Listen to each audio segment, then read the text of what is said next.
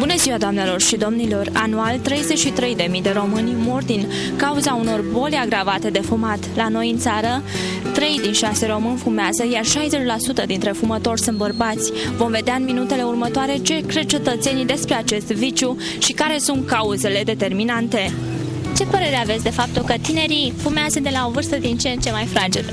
O părere proastă. Acum depinde cum își fac fiecare. Să-și pierde timp. Care ar fi cauzele determinante?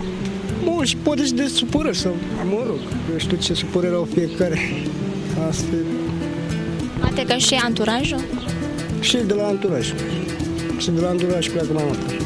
De ce fumează românii în general? Nu pot să vă dau... Dumneavoastră?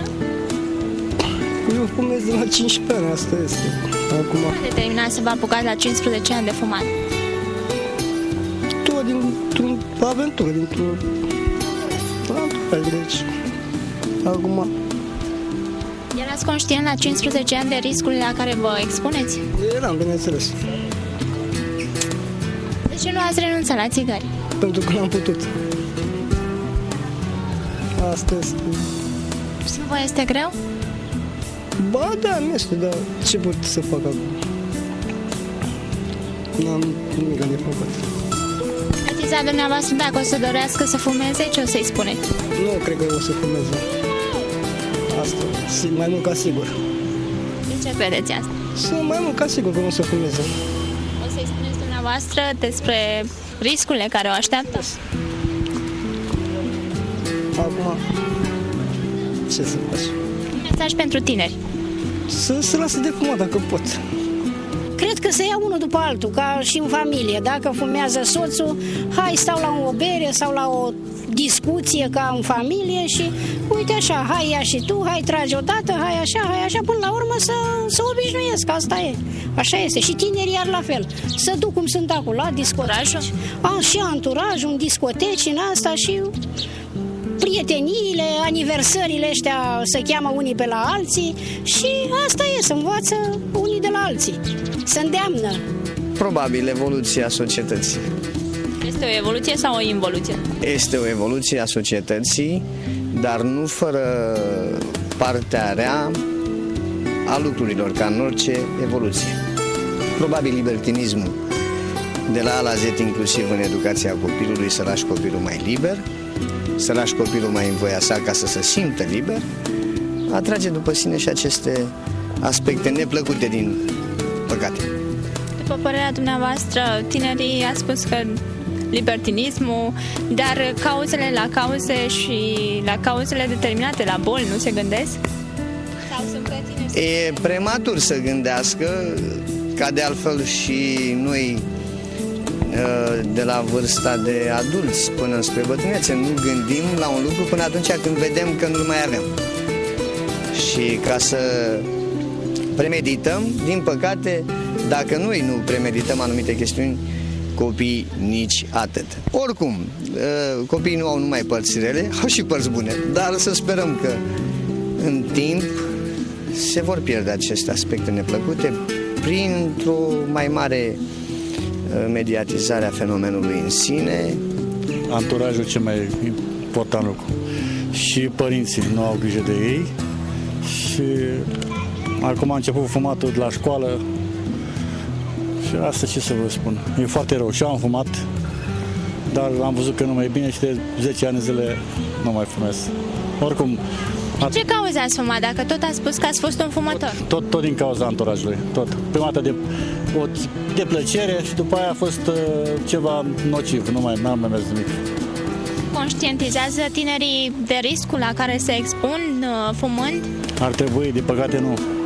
Din păcate nu, cu toate că arată la televizor, diferite reclame, nimic, nu înțeleg nimic. Asta Dumneavoastră când fumați, știați că vă îmbolnăviți? La un moment dat, da, eram. După o dată zis, băi, nu mai merge, gata. Musculam dimineața, sunt probleme, acum nu mai. Ce sfaturi le-ați dat dumneavoastră tinerilor? Să înlocuiască țigarea cu altceva. Părerea mea că nu au nici ocupație, să-și consume timpul liber și anturajul. Astea ar fi cauzele după dumneavoastră? Da. Anturajul. Dar educația din familie? Și asta contează, dar mai puțin, că nu, tinerii de acum pot să-i mai ții așa chiar din scurt. De foarte multe ori văd un exemplu în părinților care fumează și capătă și ei același viciu. S-ar putea. La mine nu-i cazul, că la mine se fumează în familie. Ați fumat? Nu, n-am fumat niciodată. N-am fumat niciodată. Care credeți dumneavoastră că ar fi cauzele generale la români? Din ce cauză fumează? Nu numai tinerii, că fumează și românii. Destul de mult. Păi, o parte greutățile, necazurile și odată fumând, cum să spun eu, se pământinește în sufletul omului și tot e greu să te lași de fumat. După câte am auzit, nu știu, n-am fumat, dar... Credeți că sunt conștienți cei care fumează de riscurile la care se supun? Nu sunt conștienți. Nu sunt. Riscurile sunt mari. În primul rând cu plămânii, cu sănătatea, la plămâni vin altele, cu cardiovasculare, mai multe. Ce sfaturi le-ați dat dumneavoastră tinerilor? Să se lasă de fumat cât pot acum, cât e mai din timp. Și eventual ca să înlocuiască, să caute niște soluții să înlocuiască fumatul, țigările cu gumă, Orbit, cu ce mai e, cu ceva natural. Nu am o părere foarte bună. În primul rând afectează la sănătate. În primul rând la sănătate. Și nu e indicat să fumeze de la vârsta asta. Ați fumat vreodată? Am fumat aproape 20 de ani, dar după 20 de ani mi-am dat seama că nu e bine și am renunțat cu plăcere și mă simt foarte bine. Care ar fi cauzele pentru care românii fumează atât de mult? Probabil stresul, necazurile, altceva ce poate să mai fie. Vor fi mai multe cauze pe care... Poate și anturajul? Și anturajele, da, pentru că tinerii în special s-au apucat și de alcool și alcoolul cu tutunul... Combinația perfectă. Combinație perfectă și dăunătoare. Credeți că ei sunt conștienți de efectele negative pe care le are tutunul asupra sănătății lor? Sau dumneavoastră ați conștientizat la început, la riscul la care vă expuneți? La început n-am conștientizat, dar probabil și ei nu conștientizează că e atât de dăunător fumat. Ce le spune tinerilor? Ce sfaturi le-ați da? Să caute să lase de fumat.